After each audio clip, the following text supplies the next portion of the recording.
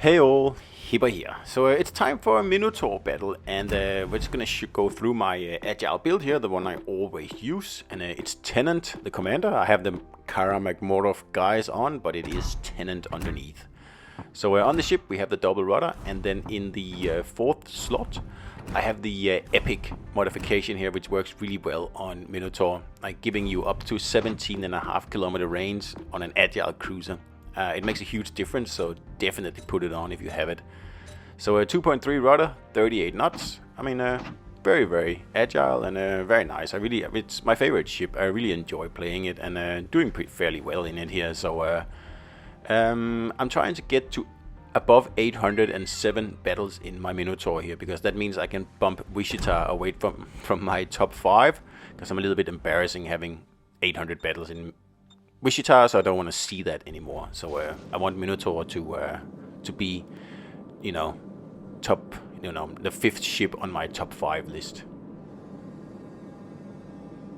So I thought this was an interesting battle here, because we actually do nearly 200,000 damage in the first, 6 minutes or so, something like that.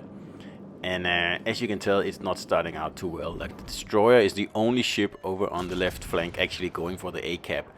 And that's a huge mistake. Like, if you spawn over at A on this map here, which is Greece, then you go for A. It's very, very simple. And if you spawn at C, then it's more of a coin toss, really, if you want to go for C, or if you actually want to help consolidate B. It's one of the only maps where I sometimes leave the C cap. Depends on the, what you're facing, really. And it's really rare I do that, but sometimes it's just the smartest choice. And as you can see, we have all the blue ships gathered behind B, which is the worst thing you can possibly do on this map here, because it means that you will be, crossfired so easy. This is the worst thing you can do on this map. And over here we have 2 cruisers, soon 3 cruisers. Sitting here and keeping anyone from actually getting over to A, because it's too late now. The Reds have positioned, and because no one actually went for A right at the start of the match, we've lost our edge here. Getting over to A is going to be really difficult, because there's lots of radar cruisers here, and the battleships, even if they want to, they have to show broadside to go over there by now, because they could have gotten away with it in the beginning of the battle before being spotted. But now it's too late, so we're just gonna have to do the best we can in here in the middle of the map. Luckily, these 2 Iwamis here are, also making a huge mistake. That's not a smart move, that one right there. So that does help a little bit here, because up until this happened, this was looking like a really bleak battle here, like really terrible. So you can see, like, the Destroyer's all alone over at A, and I'm not sure why he's not capping, because he could get away with it. Just, get into cover and make sure you get the cap. At least we'll get some points then, because the battleships are, as usual, totally unreliable. And all congregating in the same, 2, 3, 4 squares here, which is absolutely useless. So this is an interesting battle. So the Reds, apart from a few cruisers, seem to be pushing over here at the seaside. So I'm just going to pop out and send a few torpedoes, around.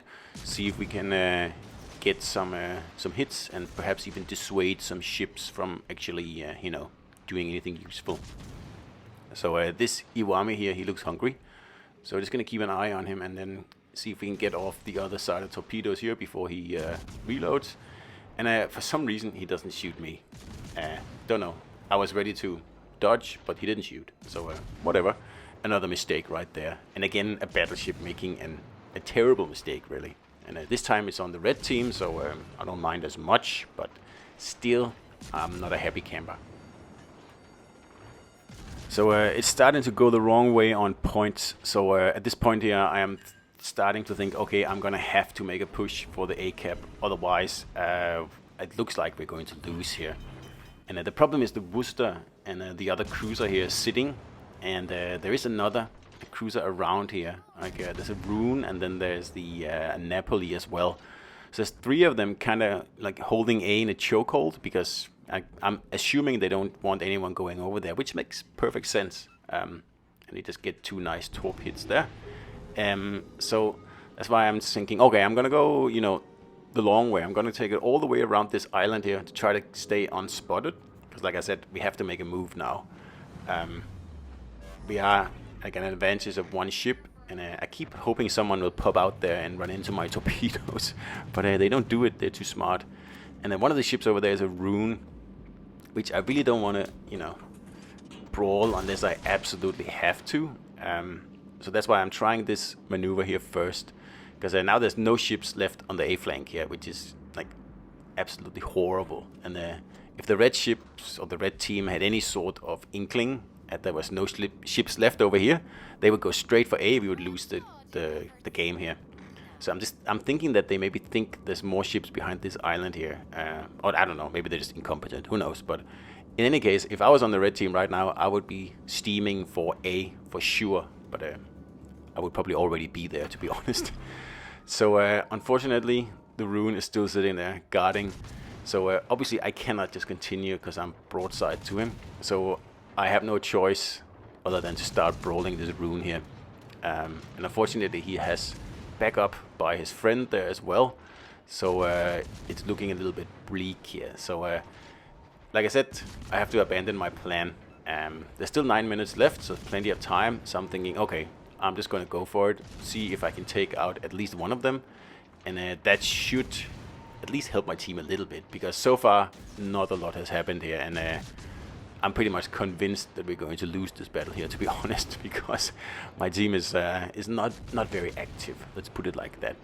So we need to get this Yoshino here out of the way, make him turn around, go away from the A-cap, because we don't want anyone taking the A-cap, because that would be a problem. So the Napoli is over there, and right now he's firing torps. I don't know that, because I don't have my sonar ready, and of course that's a problem. But the rune is making a move. I was kind of hoping he would stay behind the island, making me get into a good position here, but as it happens, he insists on making a move, and I do take him out with torpedoes here. But this is the position I wanted to get in, and right now I'm thinking, yay, I did it. It worked well, just sending some torps there, because I know the Napoli is coming around the corner. But he did the same thing, and yeah, he's just more lucky than I am. You can see my torps are on a deadly trajectory there, but unfortunately, for some reason, they all miss. It looks like they're all going to hit right here, but I don't know, especially considering he doesn't have sonar, which is a little bit weird. Anyway, skip the rest of the battle here, and as you can tell, we actually win this battle, surprisingly enough. And pretty good XP, and you know, nearly 200,000 damage in 6 minutes, so I can't complain. So hope you enjoyed it. See you out there.